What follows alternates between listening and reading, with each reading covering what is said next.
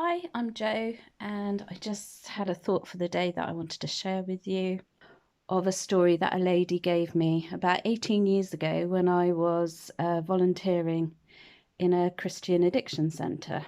And the lady was a volunteer too, and she told me the story of how she was doing community service there. And I hope she doesn't mind me sharing her story. But she was doing community service because she was driving and had just by accident and not being fully alert or for whatever reason turned the wrong way onto a dual carriageway. And unfortunately, there was a motorcyclist coming down the right way down the dual carriageway, and she collided with him and he died. So she was prosecuted in court, I expect for reckless driving or something like that, and had to do the community service. And when she told me the story, she was, I think, quite frightened to tell me, and she was so guilty and so ashamed. And I looked at her and I said, gosh, that's the sort of thing I would do. And I had a thought about it and I said, actually, I think I have done that.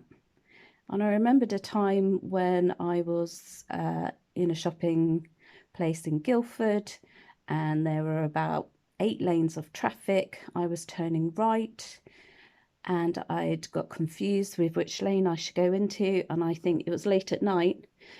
And I turned into an oncoming traffic lane, worked out what I'd done, managed to do a U-turn and went the right way before anything came along.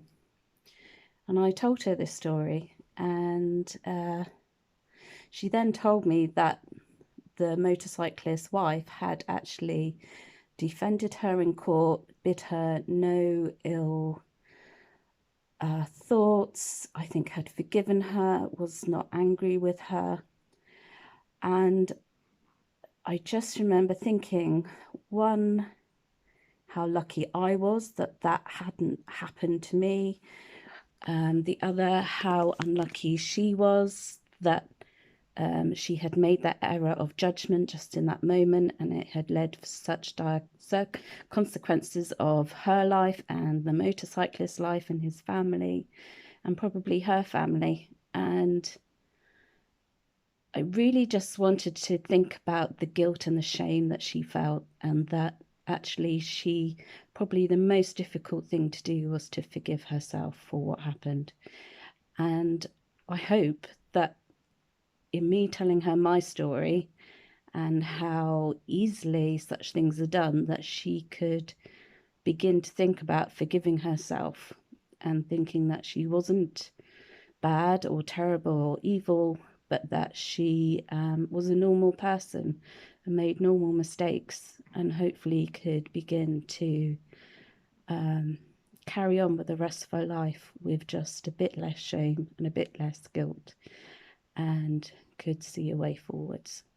And I'm sure, hopefully, God brought lots of people into her life to help heal her and allow her to give herself some forgiveness in her life. And that's my thought for today.